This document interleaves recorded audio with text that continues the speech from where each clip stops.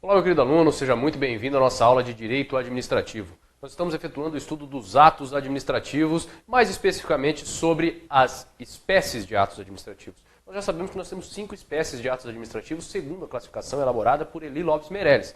Os atos administrativos podem ser atos normativos, podem ser atos negociais, podem ser atos enunciativos, podem ser atos punitivos e podem ser atos ordinatórios. Os normativos, os negociais e os ordinatórios, você já sabe. Agora nós vamos estudar os atos enunciativos e os atos punitivos. Beleza? Os atos enunciativos, seguinte. Primeira característica que você tem que se recordar a respeito deles é que eles não são dotados nem de imperatividade. Eles não representam a imposição de uma obrigação ao particular, imperatividade, e nem de auto-executoriedade. Os atos enunciativos, eles têm por objetivo simplesmente manifestar um juízo de valor. O principal exemplo é o parecer, em que se solicita a um órgão responsável a emissão de uma opinião técnica. Então, simplesmente, o parecerista analisa a situação que lhe é posta e, com base nos seus conhecimentos técnicos, emite um juízo de valor sobre aquela determinada situação e sugere uma solução para o caso concreto. Então, tem doutrinador que não considera ato enunciativo sequer como ato administrativo. Mas na prova cai como ato administrativo e é isso que a gente tem que saber. Beleza? Além de expressar um juízo de valor, os atos enunciativos eles têm por objetivo também, paralelamente ao juízo de valor, simplesmente constatar um fato. Simplesmente indicar a realização, a ocorrência de uma situação. Já vou explicar melhor sobre isso. Ao analisarmos as espécies de atos enunciativos. A primeira espécie de ato enunciativo é o atestado. Não são todas as espécies, tá? Aqui nós vamos tratar das principais, ou seja, as mais cobradas na sua prova. O atestado, o agente público que emite o atestado, que atesta determinada situação, ele afirma ou nega a ocorrência de um fato que seja de seu conhecimento. Um fato de seu conhecimento.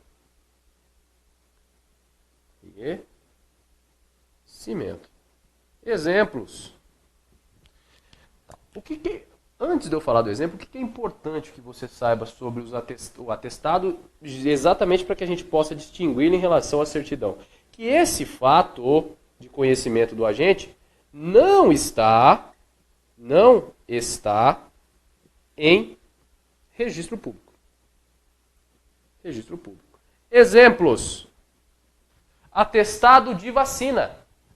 Carteirinha de vacinação? Carteirinha de vacinação. Quando você ou leva o seu filho no posto de saúde para fazer a vacina, para proceder ao calendário de vacinação, toma a vacina, carimba a carteirinha de vacinação, atesta o fato de que aquela criança ou aquele cidadão tomou a vacina e vai para casa. Aquele documento fica com ele e não é concedido o carimbinho com base em nenhum registro público. Atestado de residência. Era utilizado, inclusive tem previsão ainda no CPP, Código de Processo Penal, sobre o atestado fornecido pela autoridade policial de que a pessoa reside em determinado local. Não é mais tão utilizado, se utiliza hoje o comprovante de residência, mas o atestado de que uma determinada pessoa reside em um local também é um exemplo de atestado. A declaração de nascido vivo, feito no hospital em que a criança, na maternidade em que a criança nasce, também é uma espécie de atestado. Não fica ainda registrado em registro público, que é prévio à certidão de nascimento, e por isso é uma espécie de atestado. Ao lado do atestado, mas com uma estrutura muito parecida, nós temos a certidão. Na certidão, também, o agente público que a emite afirma ou nega a ocorrência de um fato. Só que esse fato, para ser certificado, ele é extraído, ou melhor, Trata-se de uma reprodução de algo, de um registro público. Fernando, me dá um exemplo. Certidão de nascimento. Os nascimentos são registrados conforme manda o Código Civil. Então, o cara nasceu, tem que registrar. Registrou, quando vai precisar comprovar o nascimento, extrai-se uma certidão de nascimento. Comprova-se um fato que está registrado em registro público. Certidão de nascimento, certidão de óbito, certidão de casamento, todas, certidão de matrícula de imóvel, tudo constante de registro público, extrai-se uma certidão e reproduz aquele fato que consta dos registros públicos, dos bancos de dados da administração pública e, portanto, é a distinção principal entre atestado e a certidão. Beleza? Seguimos. O exemplo, aliás, a espécie de ato enunciativo que exprime um juízo de valor é o parecer. O parecer, portanto, é um documento opinativo, emitido por um órgão técnico. Exemplo. O parecer exigido nas hipóteses de realização de licitação nos termos da Lei 8.666. A gente trabalha com isso na prática ali na Procuradoria da Fazenda, em que nós somos o órgão consultivo jurídico da Receita Federal do Brasil. Então a Receita Federal do Brasil, quando vai realizar as suas licitações, diante de um dos casos determinados na lei, ela solicita à Procuradoria da Fazenda a emissão de um parecer. O nosso parecer, a opinião aqui diz respeito à juridicidade, questões jurídicas. É técnico? É técnico. Então o parecer do Procurador da Fazenda, no caso específico da Receita Federal, vai verificar se aquele questionamento que está sendo feito, qual é a correspondência no texto da lei, qual que é a interpretação adequada àquele dispositivo e vai opinar para o delegado da Receita Federal qual seria a solução que ele entende adequada para aquele caso concreto. O parecer, por si só, não produz efeitos, não vincula. O parecer, por si só, não vincula ninguém. Não vincula, não produz os seus efeitos. As conclusões lançadas no parecer não produzem os seus efeitos. Ela depende, as conclusões dependem de uma aprovação, de uma ratificação pela autoridade competente, pela autoridade que decide o caso. Então, nesse exemplo que eu dei, quem decide? O delegado da Receita Federal do Brasil. Então, o delegado da Receita Federal do Brasil vai falar assim, aprovo o parecer ou decido nos termos do parecer do Procurador da Fazenda Nacional fazer isso, isso, isso. Então, o parecer é opinativo. Então, por si só, ele não produz os seus efeitos. Ele depende de uma aprovação. E é por isso que ele não tem imperatividade, é por isso que ele não tem autoexecutoriedade, e por isso que, em algumas hipóteses, ele não é nem, por alguns autores, melhor dizendo, ele não é nem considerado ato administrativo. Eu vou tirar essa palavra vincula daqui, porque ela pode causar uma confusão. Que eu já vou falar. Em regra, o parecer não vincula a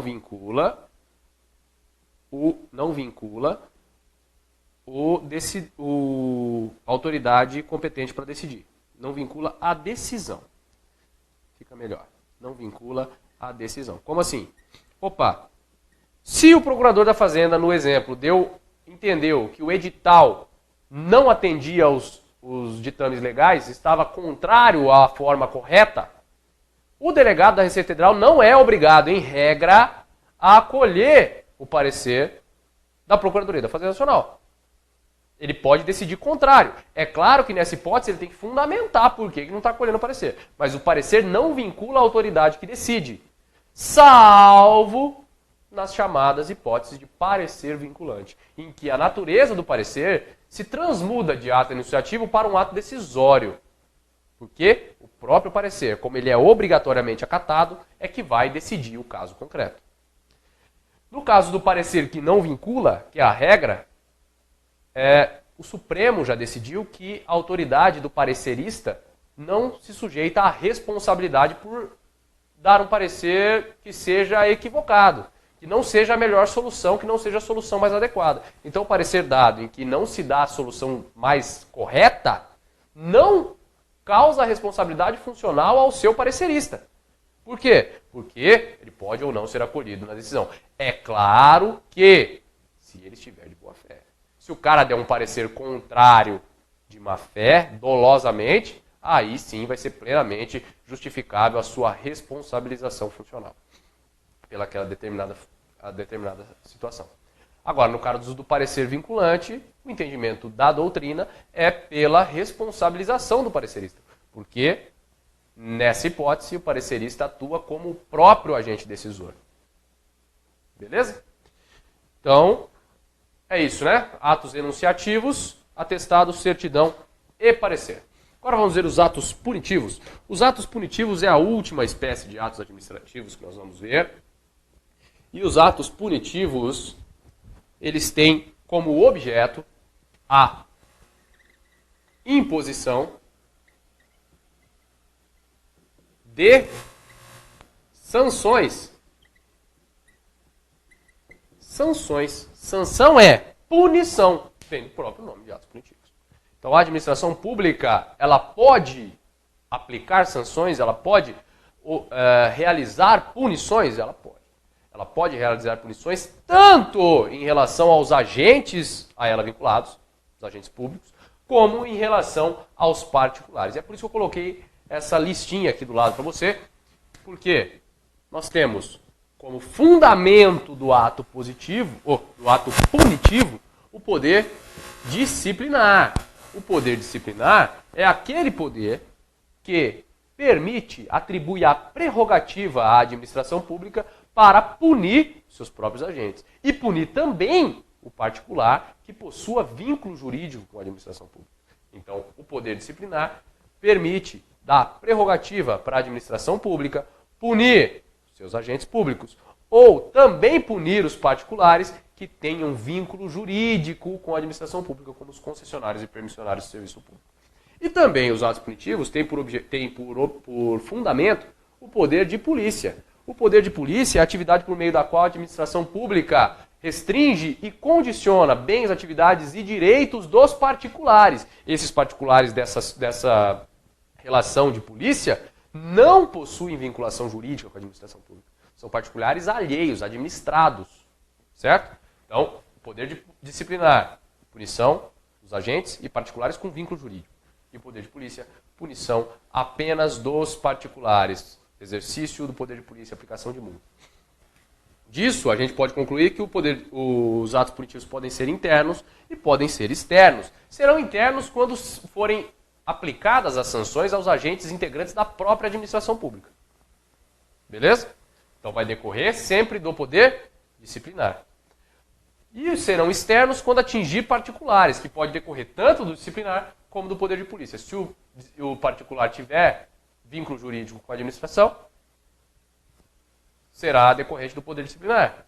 Se o particular não tiver vínculo nenhum com a administração, será decorrente do poder de polícia. Lembrando que as punições devem guardar sempre que não tiver uma previsão engessada na lei da punição específica do quantum da sanção, relação com o princípio da proporcionalidade, proporção entre a infração e a sanção aplicada. Beleza? Seguimos. Eu trouxe aqui duas antes da gente entrar nas principais formas estudadas e cobradas no concurso público de extinção dos atos administrativos, que é a anulação e a revogação do ato administrativo, que é a extinção subjetiva e a extinção objetiva. A extinção subjetiva surge quando há, eu vou colocar aqui em cima, desaparecimento, porque as duas situações vão ser de desaparecimento.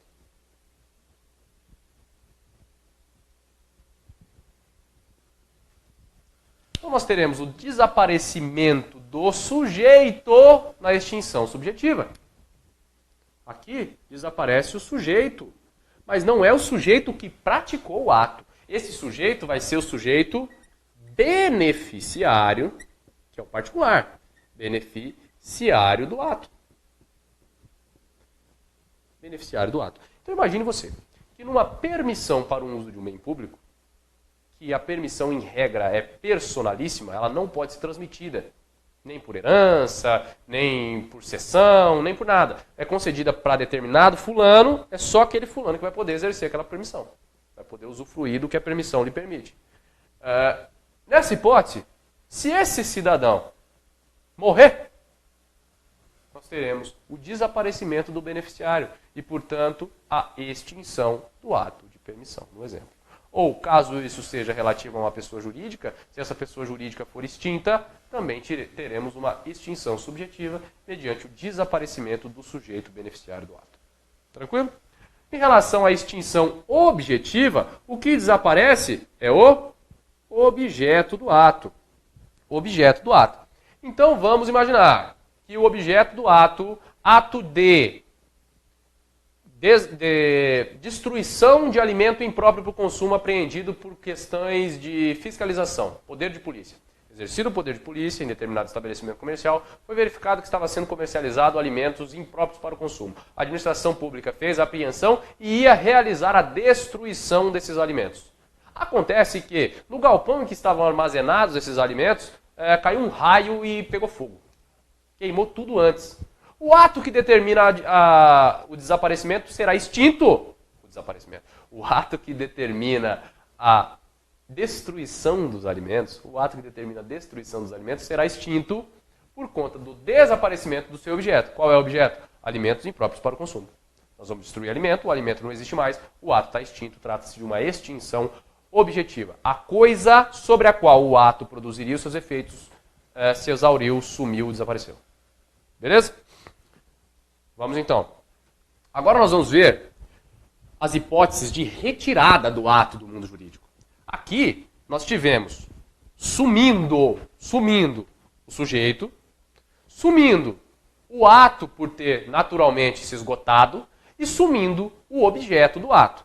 Aqui nós vamos começar o estudo de situações que a administração pública retira de circulação o ato. A administração pública ou um outro órgão de controle, como veremos, afasta o ato, extingue o ato por invalidação ou anulação e por revogação. Primeira hipótese é a anulação ou invalidação. Por que eu coloquei as duas? Porque não há consenso na nomenclatura. Fala-se em teoria monista e teoria dualista, em que se considera os atos administrativos nulos e anuláveis na dualista, ou somente anuláveis, que seria tudo a mesma coisa, inválido, tudo igual na teoria monista. Nós vamos trazer as duas nomenclaturas aqui e caso algum apontamento sobre essa teoria seja importante, eu farei. Tá? Mas vamos ficar com as duas. As duas formas que vierem a aparecer na sua prova vão dizer respeito ao que nós vamos falar agora. Anulação ou invalidação. A anulação ou invalidação estará presente sempre em que se estiver diante de uma ilegalidade.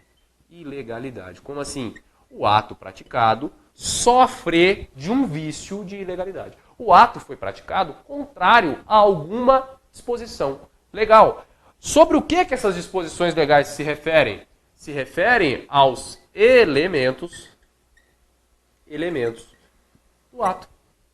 Elementos do ato administrativo. Os elementos do ato, você já sabe, são competência, finalidade, forma, motivo e objeto. A ilegalidade pode afetar qualquer um desses elementos do ato administrativo. Confie formob, competência, finalidade, forma, motivo e objeto. Havendo ilegalidade em qualquer um deles, poderá haver a anulação do ato. Anulação do ato. Quem que pode promover essa anulação do ato? Quem pode é a própria administração pública. Por quê? Porque a administração pública tem o poder de autotutela. A administração pública tem a prerrogativa de autotutela. A autotutela permite à administração pública anular os seus próprios atos, quando eivados de nulidade decorrentes de ilegalidade. A administração pública tem a vinculação, tem como pilar maior a observância ao princípio da legalidade. Princípio da legalidade. E, portanto, se ela tem emitido em seu âmbito um ato ilegal, deve ela anular o ato por conta dessa ilegalidade. Esse é o teor da súmula 473 do STF, que fala que a administração pública pode, ou melhor, deve anular os seus próprios atos condeivados de nulidade decorrentes de ilegalidade. Beleza? Quem mais que pode anular ato administrativo? Poder judiciário. Judiciário. O Poder Judiciário pode anular, sim, ato administrativo. Por quê? Porque o Judiciário não será excluído da apreciação do Poder Judiciário lesão ou ameaça de direito. Lesão ou ameaça de direito por meio de ilegalidade cometida pela própria administração pública. Nesse caso, pode-se levar o particular, pode-se socorrer ao Judiciário para que ele venha e declare a nulidade do ato administrativo, a sua anulação por conta de ilegalidade.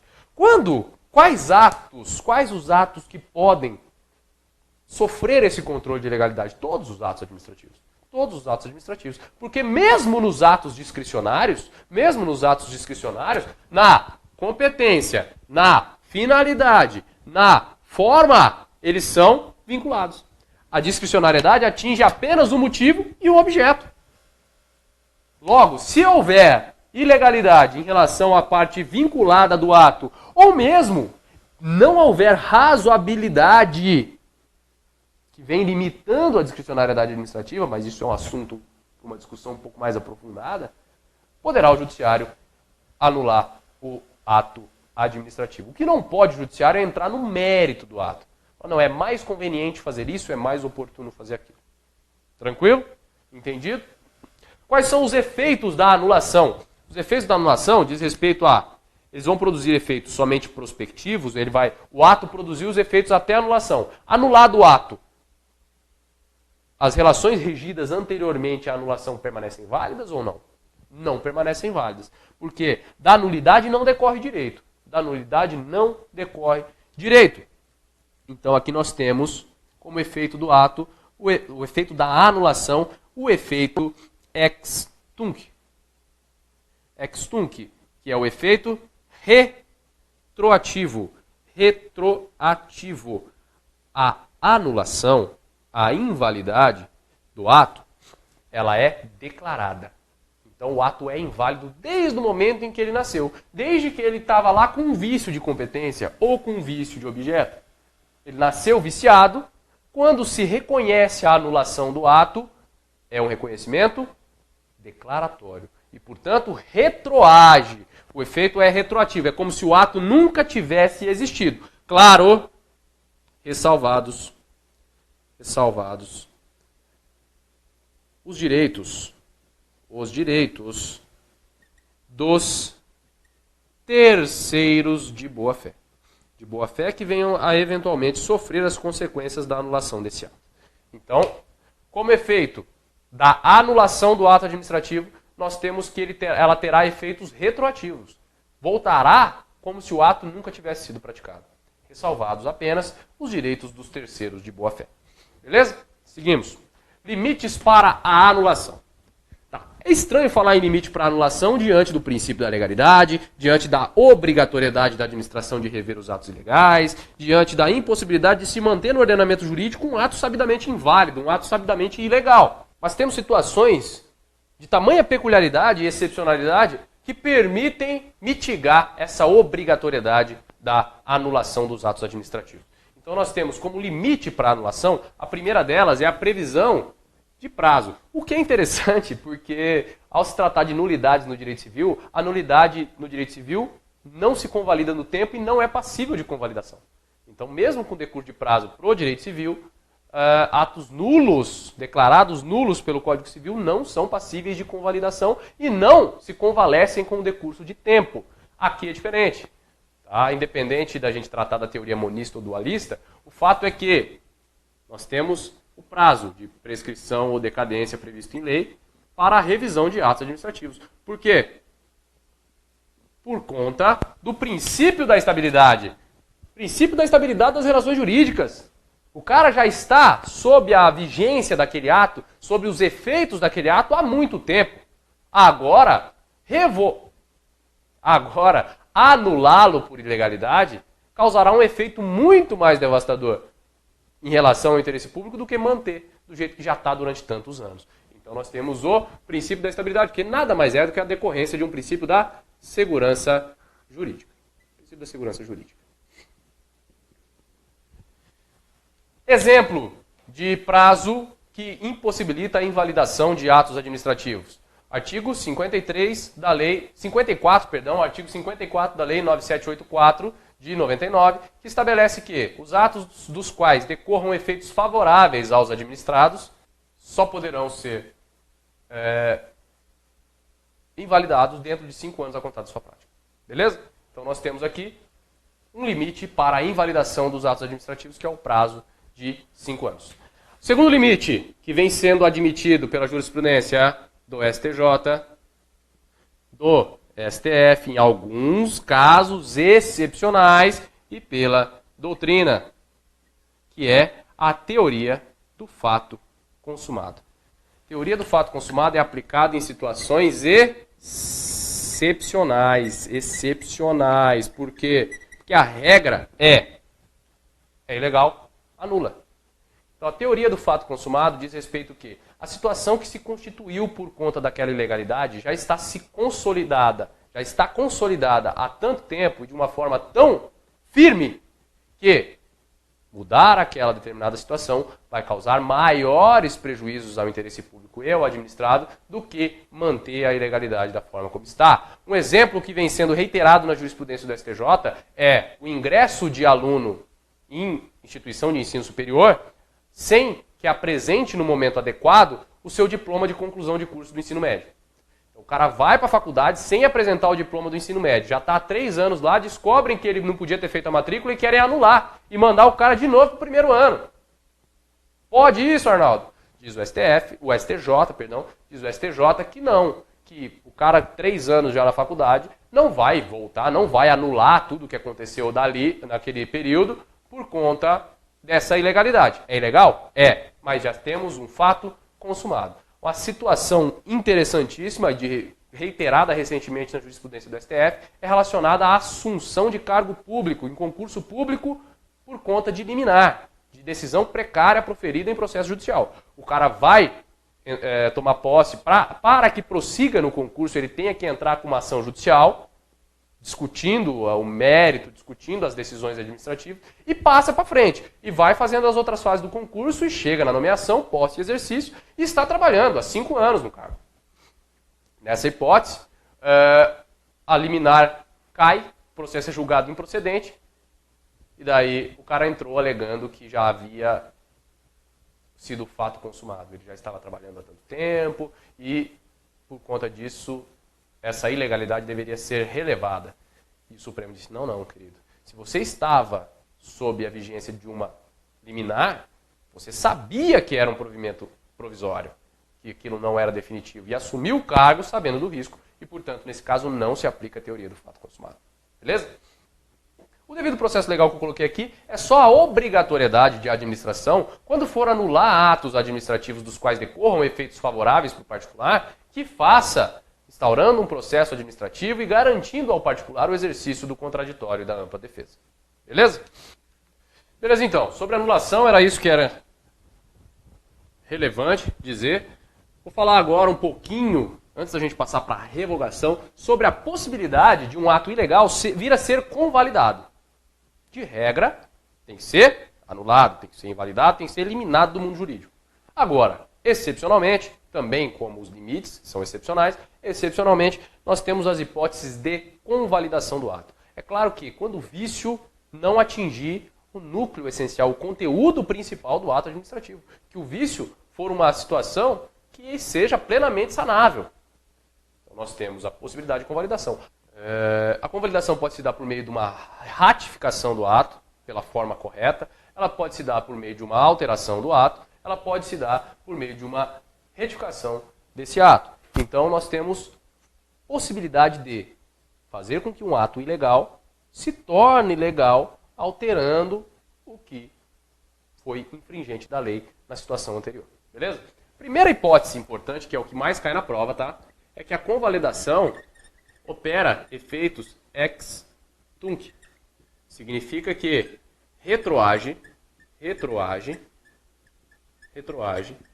a data do ato originário. Qual que é o ato originário? O ato ilegal. Originário. Então, operada a convalidação, originário. Operada a convalidação, viu-se um ato ilegal e a autoridade optou por convalidá-lo. A situação permitia, era um vício sanável e foi convalidado. A partir de quando surte o efeito da convalidação? A partir da data do ato inicialmente praticado, o ato originário que estava eivado de ilegalidade. A convalidação, portanto, retroage à data em que o ato inicial foi praticado. Ela só se refere a vícios sanáveis. Considera-se vícios sanáveis os vícios que não atingem o conteúdo, a essência do ato administrativo, e a doutrina aponta quais são as possibilidades, quais são os elementos, melhor dizendo, que podem apresentar vícios sanáveis. Os elementos que podem apresentar vícios sanáveis é o elemento da competência, caso seja praticado por um agente competente, salvo se tratar-se de competência exclusiva. Se a competência for exclusiva de um determinado agente e outro pratica, ele não pode convalidar o ato do outro. Ou se for divisão de competência em razão da matéria. Competência em razão da matéria, a Receita Federal do Brasil expediu um ato sobre direito ambiental. Não dá para convalidar, certo? Diferença de competência em razão da matéria. Então, sendo competência exclusiva ou competência em razão da matéria, não pode convalidar. Nos demais casos, pode vir a ser convalidado o ato que apresente vícios e ilegalidades no elemento competência. Pode também ser convalidado o ato que apresente vício no elemento forma, salvo se for uma forma inerente à própria, exigido por lei como indispensável para aquele determinado ato administrativo, certo? Mas, vou falar de novo, tá?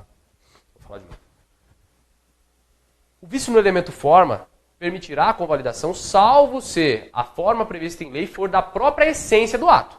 Se for uma forma exigida em razão da essência do ato, não vai poder ser convalidado. Como, por exemplo, um regulamento, uma normatização, ou melhor, um decreto para fiel execução das leis feito por instrução normativa. Vou reformular.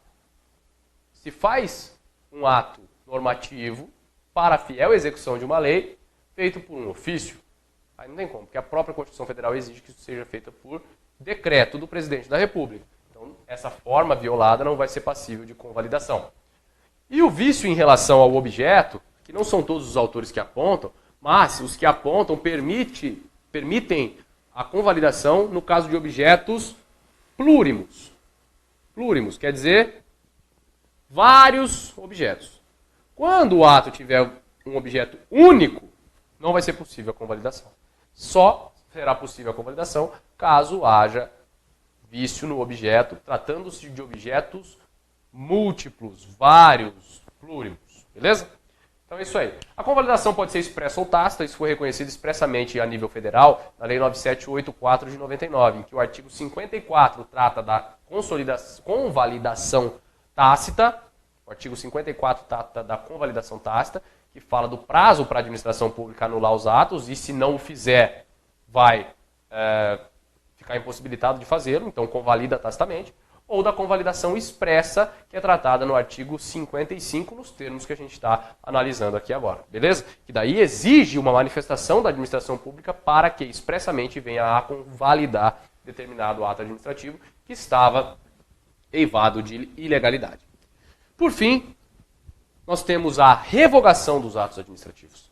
Ao contrário da anulação, que se refere a vícios de legalidade, na revogação o ato é legal, o ato está lindo, só que a administração julga que ele não é mais oportuno ou conveniente. A mesma discricionariedade que a administração tem para editar aquele ato administrativo, ela tem para revogá-lo. Revogar é retirar um ato administrativo do mundo jurídico em razão de critérios de conveniência e oportunidade, e por isso só é permitido em relação aos atos discricionários. Somente é permitido em relação aos atos discricionários. Salvo na hipótese da jurisprudência que admite a revogação da licença para construir antes do início da construção, a revogação não é aplicável a atos vinculados. Não se revoga ato vinculado.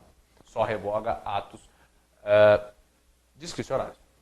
Os efeitos, como o ato é válido, é vigente, está produzindo seus efeitos normalmente e a administração tira ele por uma questão de oportunidade e conveniência, ele produz efeitos ex nunc. Ex nunc quer dizer que ele vigorou, ele produziu seus efeitos enquanto estava no mundo jurídico e a partir do momento em que ele é retirado pela administração, ele para de produzir. Ele só vai produzir, a revogação só vai produzir os seus efeitos prospectivamente, só vai produzir os efeitos para frente, para o futuro, certo?